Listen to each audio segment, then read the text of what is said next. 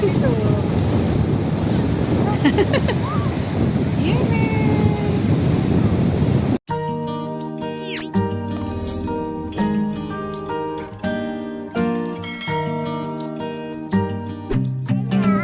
Hello guys, welcome back to my channel.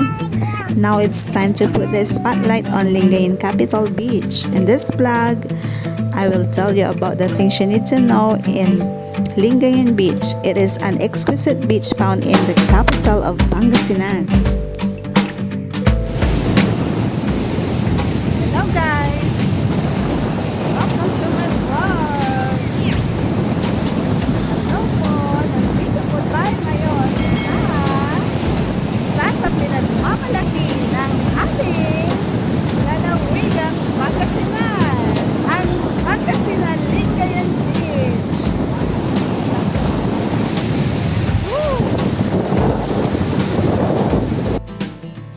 Pangasinan Provincial Capital is the present seat of the government of Pangasinan. It was declared as one of the 8 architectural treasures of the Philippines.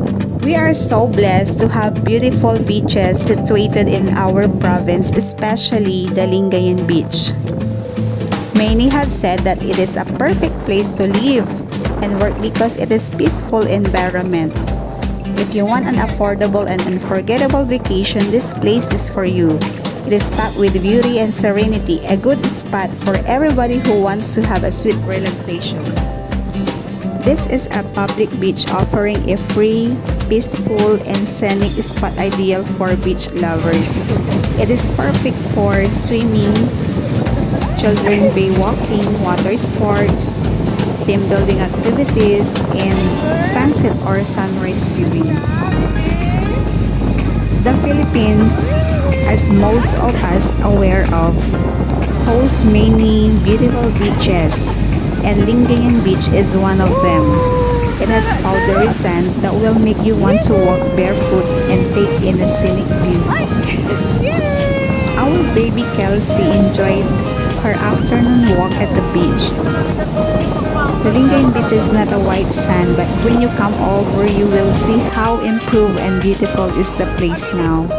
So as Pangasinense, we should be proud of our 3 children. Jared, Izzy, and Kelsey build the childhood beach memories. The deep blue beach of Lingayen. We're so grateful for having been blessed and had the opportunity to enjoy and admire its natural beauty, and ever so grateful for having the opportunity spending some memorable family time, and I treasure it forever.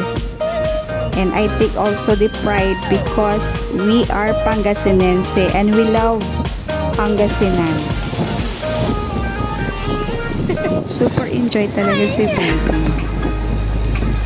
A visit to the beach is good for our babies' brain development.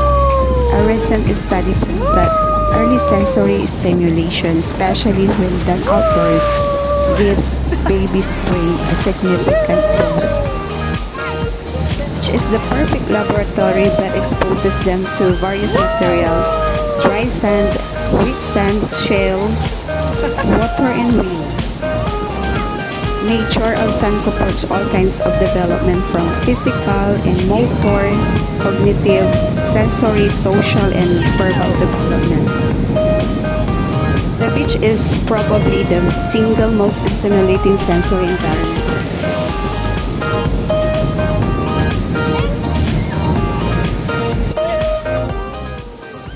Want thrill and adrenaline rush? Aside from the usual swimming, other activity na pwede po natin ma-enjoy dito ay ang banana boat ride.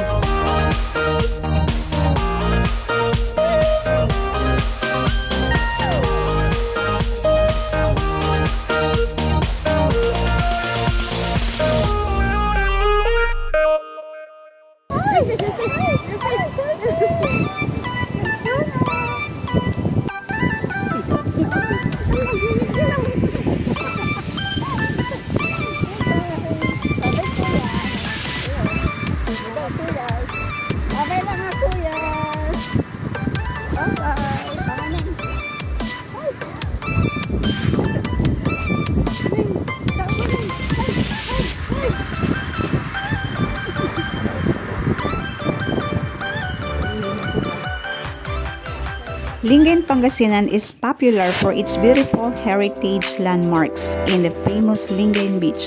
It is also known as the main producer of salt in the Philippines.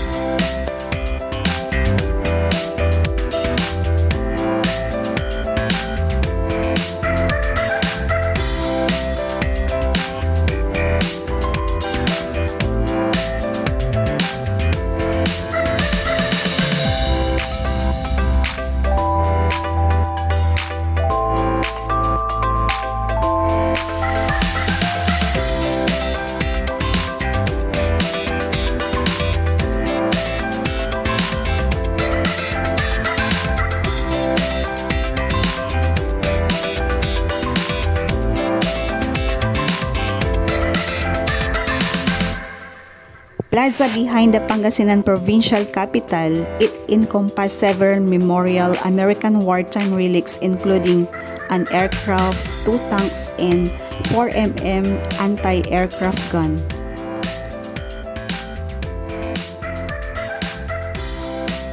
The open-air museum is much better maintained, different council, but it too is showing sign of age.